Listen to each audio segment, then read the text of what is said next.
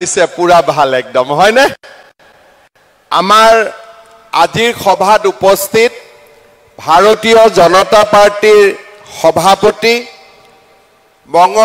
দৰং উদালগুৰি লোকসভা সমষ্টিৰ সাংসদ দিলীপ শইকীয়া ডাঙৰীয়া অসম চৰকাৰৰ মন্ত্ৰী জয়ন্ত মল্ল বৰুৱা ডাঙৰীয়া ৰাভা হাছং স্বায়ত্তশাসিত পৰিষদৰ মুখ্য কাৰ্যবাহী সদস্য টংকেশ্বৰ ৰাভা ডাঙৰীয়া ভাৰতীয় জনতা পাৰ্টিৰ জিলাৰ সভাপতি দীপাংক নাথ ডাঙৰীয়া সাংসদ বিজুলী কলিতা মেধি ডাঙৰীয়ানী গণ পৰিষদৰ সভাপতি জিতেন দাস ডাঙৰীয়া ৰাভা ছাত্ৰ সন্থাৰ সভাপতি মতিলাল ৰাভা ডাঙৰীয়া ডক্টৰ সুভাষ ৰাভা ডাঙৰীয়া দশানন ৰাভা ডাঙৰীয়া কবিতা ৰাভা ডাঙৰীয়ানী তিনামণি দৈমাৰী ডাঙৰীয়ানী ভৃগু ৰঞ্জন ৰাভা ডাঙৰীয়া ৰাকেশ দাস ডাঙৰীয়াকে আদি কৰি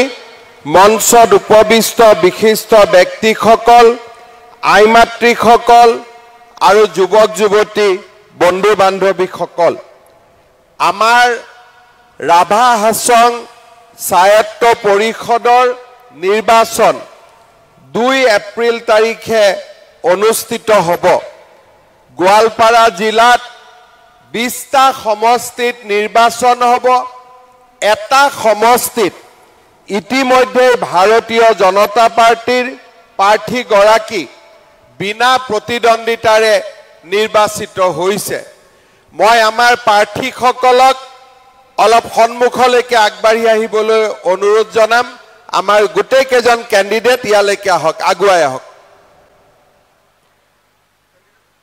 ক্যান্ডিডেট কেজন ইয়ালৈকে আগুৱাই আহক এখন খুলি দিয়ক ইয়ালৈকে উঠি আহক মঞ্চলৈকে উঠি আহক এফালে উঠি আহক আহক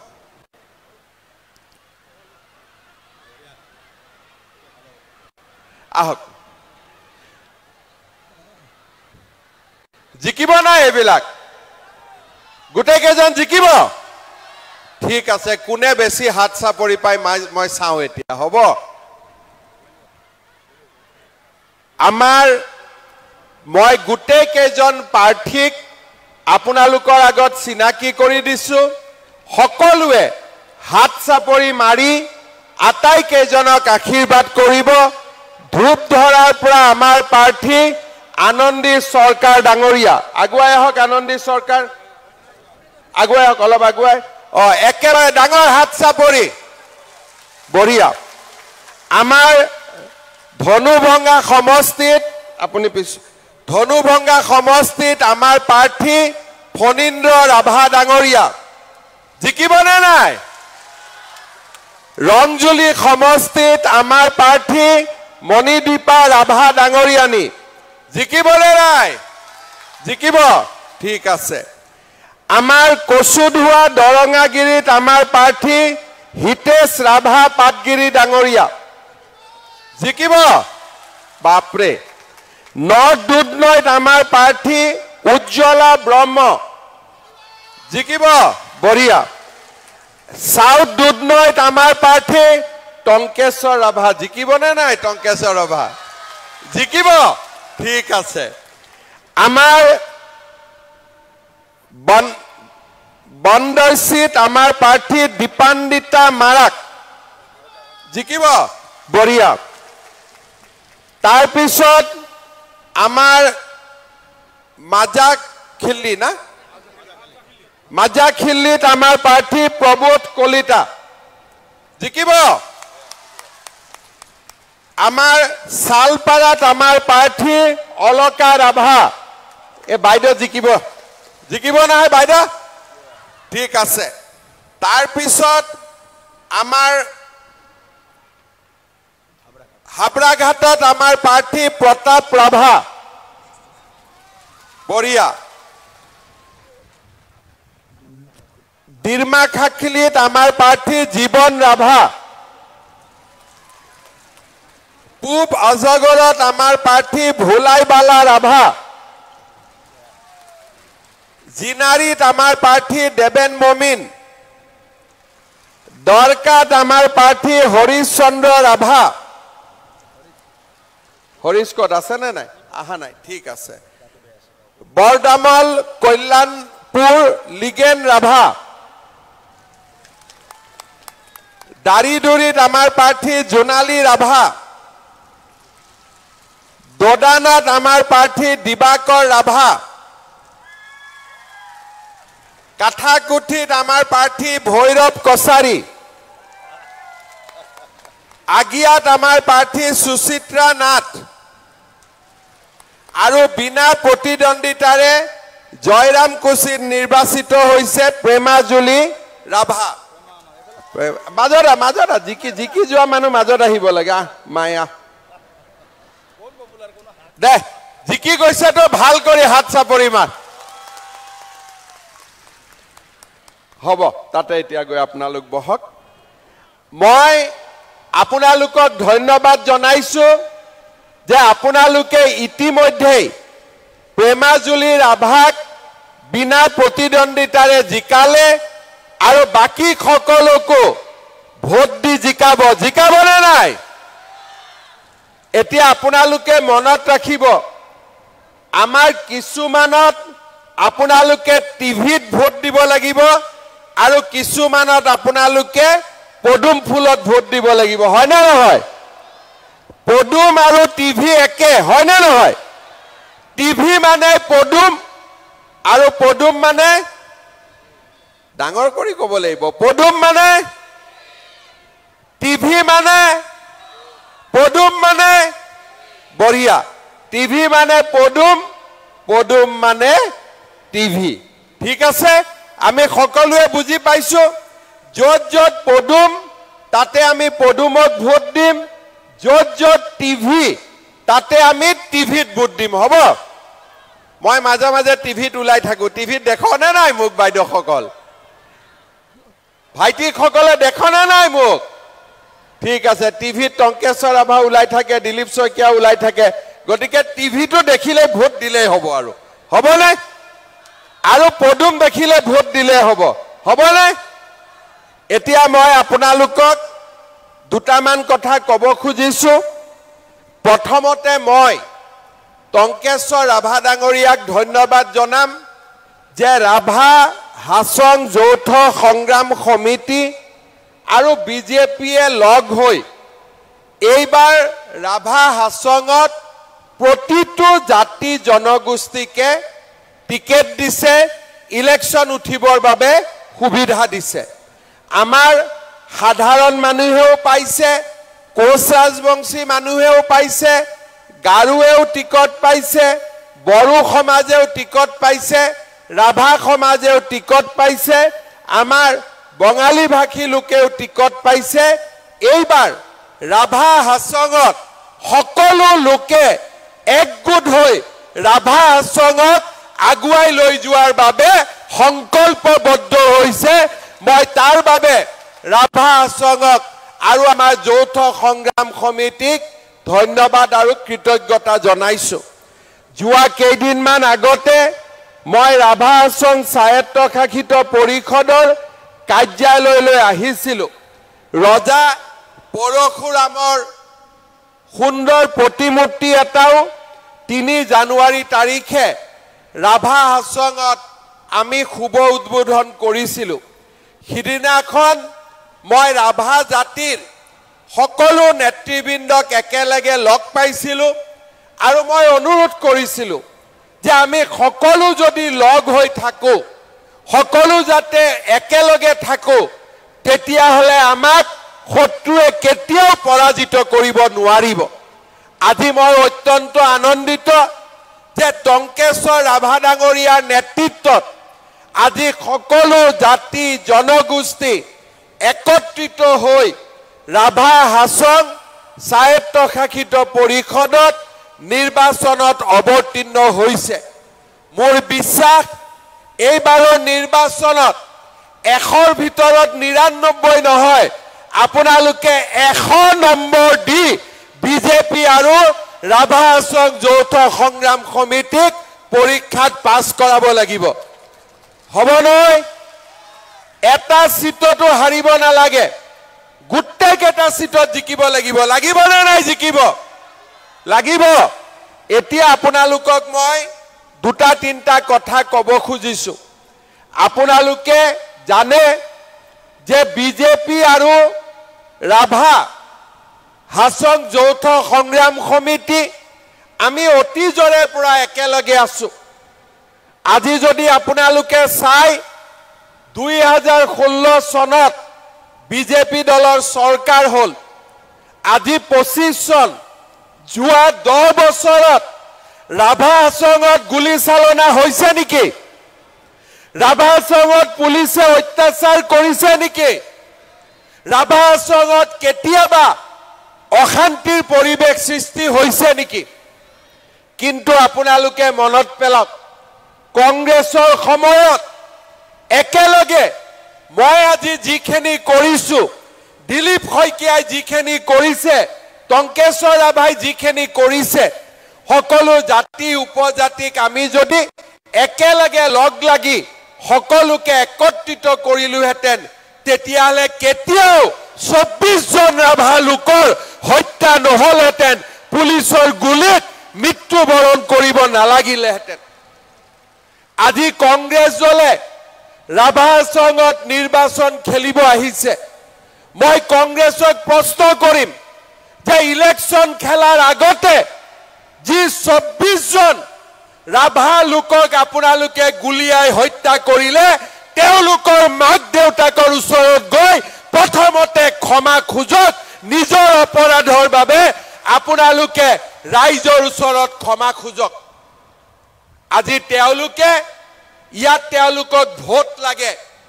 কিন্তু ৰাভা জাতিৰ ওপৰত তেওঁলোকে যিমান অত্যাচাৰ কৰিলে আৰু আমাৰ মাজত একেলগে মিলাপ্ৰীতি কৰাই দিব পাৰিলেহেঁতেন তেওঁলোকে মিলাপ্ৰীতি আমাক কৰাই নিদিলে কাৰণ তেওঁলোকে গোৱালপাৰা জিলাখন বিদেশীৰ হাতত গতাই দিব খোজে আৰু আমি বিজেপিয়ে গোৱালপাৰা জিলাক সদায় ভাৰতীয় লোকৰ বাবে আমাৰ জনজাতীয় লোকৰ বাবে আমাৰ অসমীয়া লোকৰ বাবে আমাৰ ভাৰতীয় লোকৰ বাবে আমি সংৰক্ষণ কৰিব বিচাৰিছো আজি তেওঁলোকৰ মৰম আমাৰ লগত নাই তেওঁলোকৰ মৰম আন কাৰোবাৰ লগত আছে তেওঁলোকে ৰাভা হাছংখনক আমাৰ গোৱালপাৰা জিলাখনক আজি গতাই দিব খোজে কাৰোবাৰ ওচৰত কিন্তু ভাৰতীয় জনতা পাৰ্টিয়ে ৰাভা আন্দোলনৰ সময়ৰ পৰাই ৰাভা জনগোষ্ঠীৰ লগত আছে বড়ো জনগোষ্ঠীৰ লগত আছে গাৰো জনগোষ্ঠীৰ লগত আছে কোচ ৰাজবংশী সকলৰ লগত আছে অসমীয়া ভাষী সকলৰ লগত আছে বঙালী ভাষী সকলৰ লগত আছে আৰু সকলোৱে মিলি আমি ৰাভা হাছং পৰিষদক সাংবিধানিক স্বীকৃতি দিবৰ বাবে আমি একেলগে কাম কৰি যাম এই হৈছে আমাৰ প্ৰতিশ্ৰুতি শ্ৰদ্ধাৰ ৰাইজ আপোনালোকে সৰু সৰু কথা মনত ৰাখক আমাৰ এই গোৱালপাৰা জিলাৰ বাবা পৰাই ভাৰতৰ স্বাধীনতা আন্দোলনৰ সময়ত নিধানুৰাম ৰাজবংশী শ্বহীদ হৈছিল এজনে 42ৰ শ্বহীদ তেওঁৰ নামত গোৱালপাৰা জিলাৰ হস্পিটালখন কংগ্ৰেছৰ সময়তো দিব পাৰিলেহেঁতেন নাই কংগ্ৰেছৰ সময়ত কিন্তু কংগ্ৰেছে থলুৱা লোকক মৰম নকৰে আজি বিজেপিয়ে গোৱালপাৰা জিলা অসামৰিক হস্পিটাল শ্বহীদ নিধানুৰাম ৰাজবংশীৰ নামেৰে নামাকৰণ কৰিবলৈ সিদ্ধান্ত লৈছে মই যেতিয়া দুধনৈত আহিছিলো কোচ ৰাজবংশী লোকসকলে মোক অনুৰোধ কৰিছিল মই কৈছিলো যে এইটো আপোনালোকে অনুৰোধ কৰিব নালাগে এইটো আমাৰ দায়িত্ব আজি আমি আমাৰ দায়িত্ববোৰ পালন কৰিছো আজি আপোনালোকে চিন্তা কৰক এই ৰাভা হাছং স্বায়ত্তশাসিত পৰিষদত বিজেপি চৰকাৰৰ দিনত আমি তেওঁলোকক আৰ্থিক আৰু বিত্তীয় সকলো ধৰণৰ সুবিধা আমি প্ৰদান কৰিছো ইলেকশ্যনৰ সময় পাৰ হৈ গৈছে ইলেকশ্যনৰ পাৰ হৈ যোৱাৰ পিছত আমি সৰকাৰি অফিসাৰ দি ৰাভা আসন কাউন্সিল চলাব পাৰিলোহেঁতেন আমি কব পাৰিলোহেঁতেন যে পঞ্চায়তৰ পিছত ৰাভা আসন ইলেকশন পাতিম কিন্তু আমি সদায় বিশ্বাস কৰো যে জনজাতীয় লোকৰ পৰা অধিকাৰ কাঢ়ি লৈ যাব নালাগে আৰু সেই কাৰণে মই ইলেকশন কমিশনক কৈছিলো যে পঞ্চায়ত পাতক বা নাপাতক ৰাভা আসনৰ ইলেকশন আপোনালোকে পাতিবই লাগিব আৰু আজি ইমান এটা শান্তিৰ পৰিবেশত আমাৰ ৰাভা আসন কাউন্সিলৰ নিৰ্বাচন অনুষ্ঠিত হৈছে কতো কোনো গণ্ডগোল নাই কতো কোনো হুলস্থুল নাই ৰাভা বড়ো গাৰো বঙালী ভাষী অসমীয়া ভাষী কোচ ৰাজবংশী সকলো লোকে লগ হৈ আজি আমাৰ সভালৈ আহিছে আৰু ৰাভা আসনৰ ইলেকশনত বিজেপি আৰু ৰাভা আসন যৌথ সংগ্ৰাম কমিটিক জিকাবলৈ প্ৰতিশ্ৰুতিবদ্ধ হৈছে মই কংগ্ৰেছক কব খুজো যে আপোনালোকে ইয়াত এটাও সিট নাপায় ইয়াত সিটৰ আশা কৰি লাভ নাই আপোনালোকে ইলেকশন গৈ বাংলাদেশত খেলক ইয়াত আপোনালোকে ইলেকশন খেলিলে কোনো ভোট নাপাব পাব নেকি কংগ্ৰেছে ভোট কংগ্ৰেছক আমাৰ ভোট এনেও নালাগে ইহঁতক বাংলাদেশীৰ ভোটহে লাগে হয়নে নহয় ইহঁতক লাগে বাংলাদেশীৰ ভোট আমাৰ ভোট নালাগে ইহঁতক সেইকাৰণে আমাৰ ভোট যদি নালাগে আমিও নিদিও আৰু আমি বিজেপি আৰু যৌথ সংগ্ৰাম কমিটিক জিকাম আমাৰ নিজৰ চৰকাৰ বনাম আৰু নিজৰ চৰকাৰেৰে আমি অসমৰ উন্নয়নৰ বাবে ৰাভা আসনৰ উন্নয়নৰ বাবে আমি একেলগে লগ হৈ কাম কৰিম শ্ৰদ্ধাৰ ৰাইজ আজিৰ এই সভাত মই অসম চৰকাৰে শেহতীয়াকৈ লোৱা কেইবাটাও নতুন কামৰ বিষয়ে আপোনালোকক মই জনাব বিচাৰিছো আজি আমাৰ বাজেট হৈ গল এইবাৰ বাজেটত আমি সিদ্ধান্ত লৈছো যে ইয়াৰ ইলেকশনৰ আগতে আমি অসমত প্ৰথমতে 22 লাখ লোকক অৰুণোদয় আঁচনি দিছিলো ইলেকশনৰ পিছত আমি 28 লাখ লোকক অৰুণোদয় আঁচনি দিছিলো এইবাৰ আমি সিদ্ধান্ত লৈছো যে অসমৰ 40 লাখ পৰিয়ালক আমি অৰুণোদয় আঁচনি দিয়াৰ কাম হাতত লম আপোনালোকক ইতিমধ্যে ফৰ্ম বিতৰণ কৰা হৈছে ৰাভা আসনত ইলেকশনৰ কাৰণে আমি অলপ পিছ পৰি আছো ইলেকশন পাৰ হৈ যোৱাৰ পিছতেই আমাৰ দুধনৈ পশ্চিম গোৱালপাৰা পূব গোৱালপাৰা সমষ্টিত আমি 40,000 পৰিয়ালক সৰ্বমুঠ 1,20,000 পৰিয়ালক আমি অৰুণোদয় আঁচনি দিয়াৰ কাম আমি হাতত লম আজি চিন্তা কৰক 1,20,000 পৰিয়ালে মাহৰ 10 তাৰিখে অৰুণোদয় আঁচনি লাভ কৰিব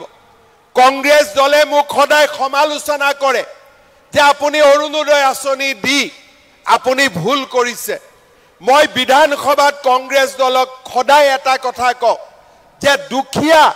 আৰু দৰিদ্ৰ লোকক সহায় কৰাটোৱে হৈছে চৰকাৰৰ প্ৰধান কাম আজি দুখীয়া মানুহসকলে বাট চাই ৰয় যে কেতিয়া অৰুণোদয় টকা সোমাব কেতিয়া অৰুণোদয় টকা সোমাব কিন্তু কংগ্ৰেছ দলে দুখীয়া মানুহক ভাল নাপায় আৰু তাৰ কাৰণে তেওঁলোকে দিনে ৰাতিয়ে অৰুণোদয় আঁচনিক সমালোচনা কৰে মই কংগ্ৰেছক এটাই কথা কৈছো আপোনালোকে যেইবাৰ অৰুণোদয় আঁচনিক সমালোচনা কৰিব সিমানেই মই বেছিকৈ অৰুণোদয় আঁচনি ৰাইজৰ মাজত দি থাকিম আপোনালোকে মোক সমালোচনা কৰক মই অৰুণোদয় বেছিকৈ দি গৈ থাকিম দিব লাগে নে নাই নোপোৱা মানুহবিলাকে পাব লাগে নে নাই এখানে কংগ্ৰেছৰ মানুহখিনিক অলপ বুজাই দিব আপোনালোকে যে আমাক লাগে আৰু আমাক লাগা কামটোৱে মুখ্যমন্ত্ৰীয়ে কৰি আছে আমি মুখ্যমন্ত্ৰী ডাঙৰীয়াক সমৰ্থন কৰিছো শ্ৰদ্ধাৰ ৰাইজ যিবিলাক পৰিয়ালৰ হাতত ৰেচন কাৰ্ড নাছিলে যোৱা এবছৰত আমি নতুনকৈ বহুত পৰিয়ালক ৰেচন কাৰ্ড দিলো এই পঞ্চায়ত ইলেকশনৰ পিছত আমি আৰু 6 লাখ পৰিয়ালক আমি ৰেচন কাৰ্ড দিম আগতে ৰেচন কাৰ্ডত আপোনালোকে বিনামূল্যত চাউল পাইছিলে এতিয়া আমি সিদ্ধান্ত লৈছো যে ৰেচন কাৰ্ডত বজাৰতকৈ 25 টকা কম দামত আমি আপোনালোকক 1 কেজি দালিও আপোনালোকক ৰেচন কাৰ্ডৰ জৰিয়তে আমি দিম সেই সিদ্ধান্তও আমি লৈছো দালিৰ লগতে আমি ৰেচন কাৰ্ডত আপোনালোকক 1 কেজি কৈ চেনিও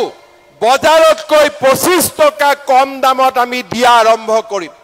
আৰু বজাৰতকৈ 10 টকা কম দামত আমি নিমখো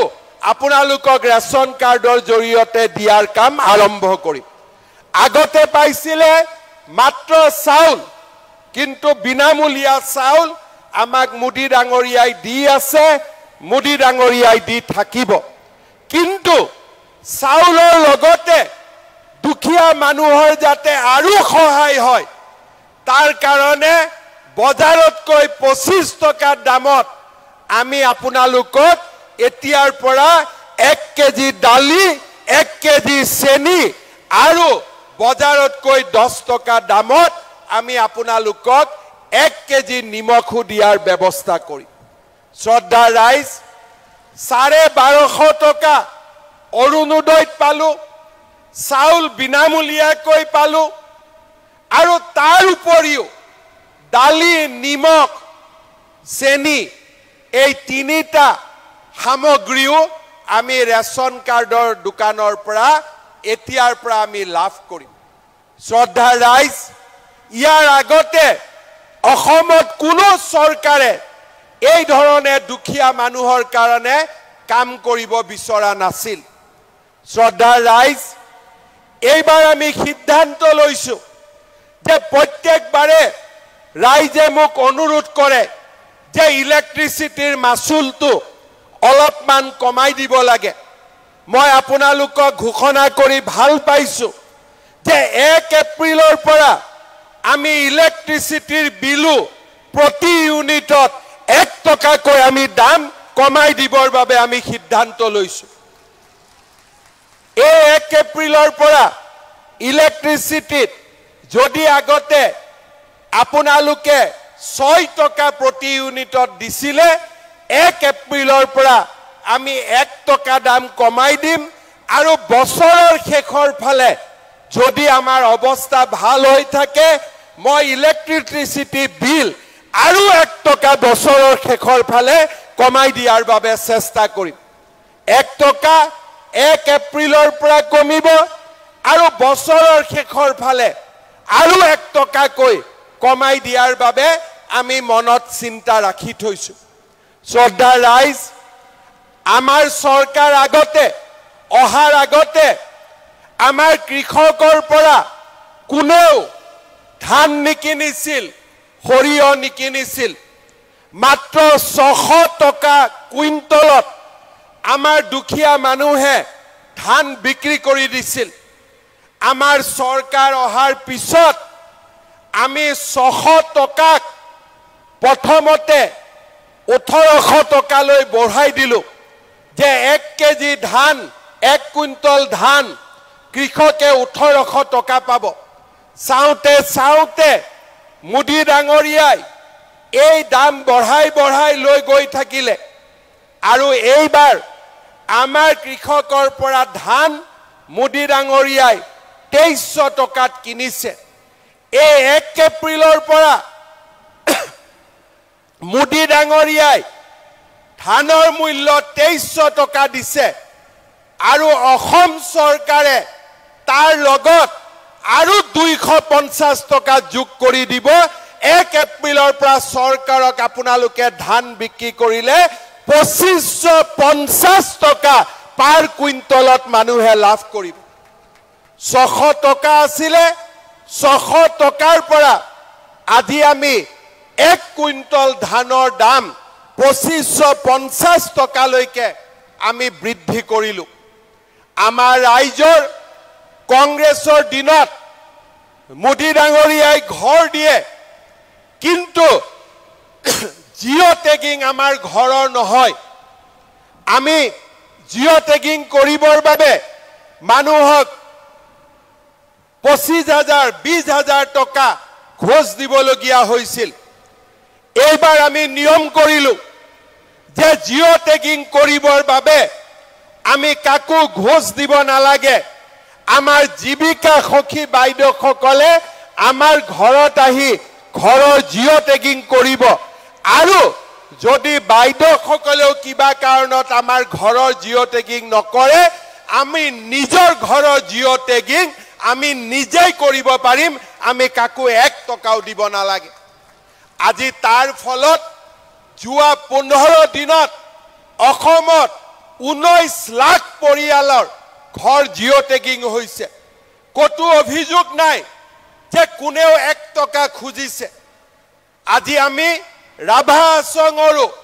প্ৰত্যেকজন দুখীয়া মানুহক মই আহ্বান জনাম, জীৱিকা সখী বাইদেউসকলক ঘৰত লৈ যাব, ঘৰৰ জিঅ' টেগিং কৰিব আৰু যদি কোনোবাই আমাৰ জিঅ' টেগিং নকৰে আমি 3 তাৰিখৰ পৰা 15 তাৰিখৰ ভিতৰত নিজৰ জিঅ' টেগিং নিজে কৰাৰ কাৰণেও আমি সুবিধা কৰি দিম, যাতে কাৰো ওচৰত আমি হাত পাতিব নালাগে। আপোনালোকে চিন্তা কৰক, আগত কোন চৰকাৰে অৰুণোদয় ধন, ধান কিনাৰ ধন, ইলেক্ট্ৰিচিটিৰ দাম প্ৰত্যেক বছৰত বাঢ়ি যায়, কমাৰ কথা আমি জীৱনত শুনা নাছিলো। এতিয়া দাম কমিব আৰম্ভ কৰিছে। চাউলৰ লগত দালি, নিমখ, চেনি পোৱা আৰম্ভ হ'ব। এই কামবিলাক প্ৰধানমন্ত্ৰী নৰেন্দ্ৰ মোদী ডাঙৰীয়া, বিজেপি চৰকাৰ, টংকেশ্বৰ ৰাভা, এই কামবিলাক আজি আমি আপোনালোকৰ কাৰণে কৰিব পাৰিছো। কংগ্ৰেছে কেতিয়াও দুখীয়া মানুহৰ কাৰণে একো কাম কৰা নাছিল। শ্ৰদ্ধা ৰাইজ, এইবাৰ আমি সিদ্ধান্ত লৈছো যে আমাৰ ছোৱালীবিলাক যেতিয়া 11 পঢ়িব, 12 পঢ়িব, প্ৰত্যেকজনী ছোৱালীক আমি তেওঁলোকৰ বেংক একাউণ্টত আমি নিযুত মইনা আঁচনি দিছো। আমি ইউনিভাৰ্চিটিত যোৱা ছোৱালীবিলাকক আমি নিযুত মইনা আঁচনি দিছো। মোক ল'ৰাবিলাকে সুধি থাকে যে মামা আমাৰ কাৰণে একো নকৰে নেকি? এইবাৰ আমি নতুনকৈ সিদ্ধান্ত লৈছো যে BA পাছ কৰাৰ পিছত 1 বছৰ ল'ৰা ছোৱালীয়ে যাতে চাকৰিৰ ইণ্টাৰভিউ দিব পাৰে, ইণ্টাৰভিউৰ মাচুল দিব পাৰে, পৰীক্ষা দিবৰ বাবে যদি গুৱাহাটীত যাব লাগে গুৱাহাটীত যাব পাৰে। BA পাছ কৰা প্ৰত্যেকটো ল'ৰাক আমি 1 বছৰৰ কাৰণে মাহত 2,500 টকাকৈ আমি দি থাকিম, যাতে সি কাৰো ওচৰত হাত পাতিব নালাগে। আজি মই BA পাছ কৰিলো, দেউতা মাই মোক বাৰে বাৰে টকা দিব নোৱাৰে। চাকৰি এটা পাওঁতেও এবছৰ মোক সময় লাগে আৰু এই গোটেই বছৰটো আমাৰ চৰকাৰে সেই ল'ৰাজনৰ বেংক একাউণ্টত আমি 2,500 টকাকৈ আমি দি থাকিম। শ্ৰদ্ধা ৰাইজ, মহিলাসকলৰ বাবে আমি এটাৰ পিছত এটা নতুন আঁচনি, অৰুণোদয়, নিযুত মইনা, অহা 1 এপ্ৰিলত মই বিহালীলৈকে যাম আৰু তাত নতুন আৰু এটা আঁচনি আৰম্ভ কৰিম, যাৰ বিষয়ে আপোনালোকে জানে যে প্ৰত্যেকগৰাকী মহিলা আত্মসহায়ক গোটৰ সদস্যলৈ 10,000 টকাকৈ যি দিয়াৰ আঁচনি আছিল, 1 তাৰিখে বিহালী সমষ্টিত সেই আঁচনি আমি আৰম্ভ কৰিম। ইলেকশ্যনৰ পিছত দুধনৈতো দিন এটা ল'লে, পশ্চিমতো দিন এটা ল'লে, পূবতো দিন এটা ল'লে, মই আপোনালোকৰ মাজত আহিম আৰু আপোনালোকক 10,000 টকাৰ চেক প্ৰত্যেকগৰাকী মহিলা আত্মসহায়ক গোটৰ সদস্যৰ হাতত মই তুলি দিম। শ্ৰদ্ধাৰ আই মাতৃসকল, 10,000 টকাটোতে কিন্তু আপোনালোকে ৰেষ্ট ল'ব নোৱাৰিব। এই 10,000 টকাটো আপোনালোকে ভাল কৰি ব্যৱহাৰ কৰিব, যাতে পিছৰ বছৰ মই আপোনালোকক 25,000 টকাকৈ দিব পাৰো তাৰ বাবেও আপোনালোকে পৰীক্ষাত পাছ কৰিব লাগিব যদি 10,000 টকাটো মোৰ হাজবেণ্ডে লৈ যায় মই পৰীক্ষাত ফেল কৰি যাম কিন্তু 10,000 টকাটো মই যদি ভাল কৰি ব্যৱহাৰ কৰো আমাৰ খালখনত ব্যৱহাৰ কৰো গাহৰি পালন কৰো মুৰ্গী পালন কৰো তেতিয়া হলে আমি আৰু 25,000 টকা লাভ কৰিম অলপ বেছিকৈ গাহৰিও পালন কৰিব লাগে তেতিয়া কিছুমান মানুহ ঘৰৰ কাষত নাহে আৰু হয় নে নহয় অলপ গাহৰিটো বেছিকৈ চলাই দিব লাগে হয় নে মইতো বিচাৰো যে অসমত গাঁৱে গাঁৱে গাহৰি হৈ যাওক যাতে মাটি দখল কৰিবৰ কোনো নাহে হয় নে গতিকে গাহৰিটো অলপ বেছিকৈ চলাব লাগে শ্ৰদ্ধাৰ ৰাইজ আজি নিযুত মইনা আঁচনি অৰুণোদয় আঁচনি জিঅ' টেগিং মহিলাৰ উদ্যমিতা আঁচনি ইলেক্ট্ৰিচিটিৰ দাম কম কৰা কৃষকক ধান চাউলৰ বাবে অতিৰিক্তকৈ টকা দিয়া এই কামবিলাক কোনেও আগত নকৰিছিল প্ৰথমবাৰৰ বাবে আজি আমি ভাৰতীয় জনতা পাৰ্টিৰ উদ্যোগত এই কামবিলাক হাতত লৈছো শ্ৰদ্ধাৰ ৰাইজ জনজাতীয় লোকৰ উপাসনাস্থলী আৰু তেওঁলোকৰ সংস্কৃতিক ধৰি ৰাখিবৰ বাবে আমি নিৰন্তৰ কাম কৰি আহিছো আজি আমি ৰাভাহাছং পৰিষদীয় এলেকাত এৰি মুগা চোম গছৰ ৰোপণ আৰু তাৰ জৰিয়তে আমাৰ আই মাতৃসকলক স্বাৱলম্বী কৰাৰ বাবে আমি নিশ্চিত আঁচনি গ্ৰহণ কৰিছো মই আপোনালোকক জনাবলৈ পাই ভাল পাইছো যে আমাৰ সকলোৰে প্ৰচেষ্টাত আমাৰ দুধনৈত ইতিমধ্যে আয়ুৰ্বেদিক কলেজৰ নিৰ্মাণৰ কাম আৰম্ভ হৈছে দীনদয়াল মহাবিদ্যালয়ৰ কাম আৰম্ভ হৈছে আৰু খুব কম দিনৰ ভিতৰতে আমাৰ গোৱালপাৰা দুধনৈত আমি মেডিকেল কলেজৰ নিৰ্মাণৰ কাম আমি আৰম্ভ কৰিম যাতে আমাৰ গোৱালপাৰা জিলাই মেডিকেল কলেজো লাভ কৰিব পাৰে শ্ৰদ্ধা ৰাইজ আপোনালোকে জানে ৰাভাহাছং এৰিয়াৰ ৰাস্তা ঘাট উন্নয়ন কৃষ্ণাইৰ পৰা মেন্দি পথাৰলৈ যোৱা ৰাস্তাকে ধৰি আমি এই অঞ্চলৰ উন্নয়নৰ বাবে নিৰন্তৰ কাম কৰি আহিছো আমাৰ ৰাভা জনগোষ্ঠীৰ আৰু আমাৰ অসমৰ কিংবদন্তি ৰজা আজি দদানৰ নামেৰে আমি সমগ্ৰ ৰাজ্যতে খেল মহাৰণৰ দৰে কাৰ্যসূচীও আৰম্ভ কৰিছো ইয়াৰ আগতে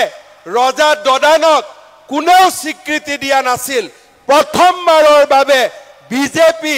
আৰু ৰাভাহাছং যৌথ সংগ্ৰাম কমিটিয়ে দদানৰ সহ্য বীৰ্য ধুবুৰীৰ পৰা শদিয়ালৈ লৈ যোৱাত সফল হৈছে আজি অসমৰ মানুহে দদানৰ বিষয়ে জানিব পাৰিছে মই আশা কৰো যেনেকৈ আমি লাচিত বৰফুকনক বিশ্ব মঞ্চলৈ লৈ গৈছো তেনেকে আমাৰ দিনতে ৰজা দদানক অকল মাত্ৰ ধুবুৰী আৰু শদিয়া নহয় আমি নতুন দিল্লীলৈও আমি ভাৰতবৰ্ষৰ চুকে কোণে লৈ যোৱাৰ বাবেও আমি আমাৰ কাম আমি হাতত ল'ম শ্ৰদ্ধা ৰাইজ ৰাভাহাছং স্বায়ত্তশাসিত পৰিষদক সাংবিধানিক স্বীকৃতি দিয়াৰ বাবে ইতিমধ্যেই ৰাজ্য চৰকাৰে অনুমোদন জনাইছে কেন্দ্ৰীয় চৰকাৰৰ লগত আলোচনা আৰম্ভ হৈছে আৰু মই জানুৱাৰী মাহত প্ৰতিশ্ৰুতি দি যোৱাৰ দৰে খুব সোনকালে গৃহমন্ত্ৰী অমিত শ্বাহ ডাঙৰীয়াৰ উপস্থিতিত ৰাভাহাছং আৰু অসম চৰকাৰৰ ত্ৰিপাক্ষিক বৈঠকো অনুষ্ঠিত কৰাৰ বাবে ব্যৱস্থা হাতত ল'ম শ্ৰদ্ধাৰ ৰাইজ অলপ আগতে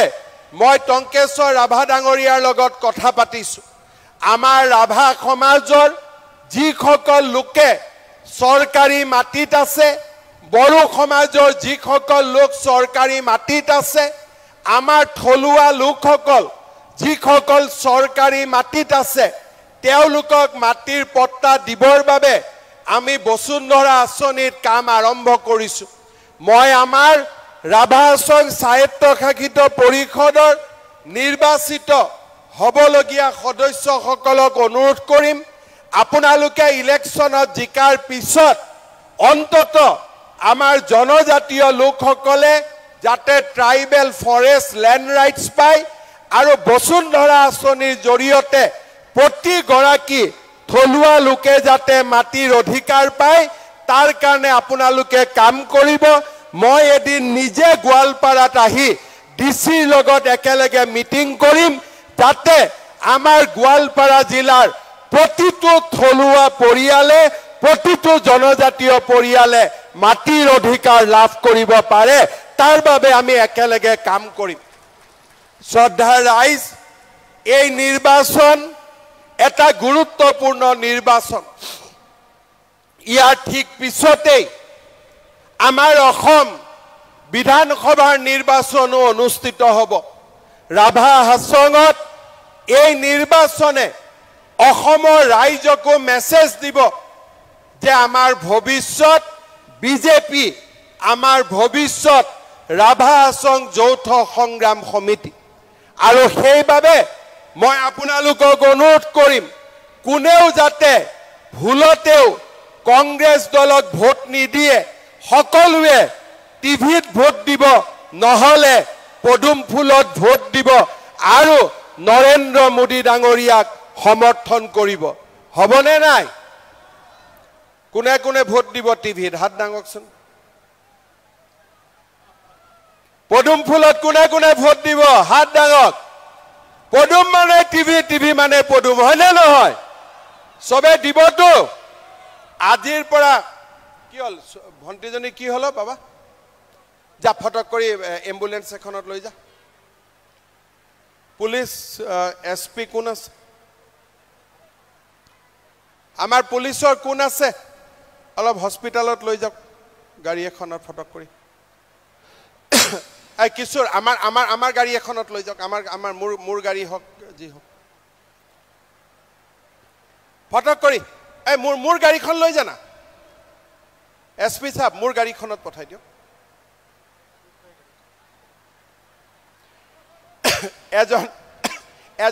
এজন এসআই উঠিলক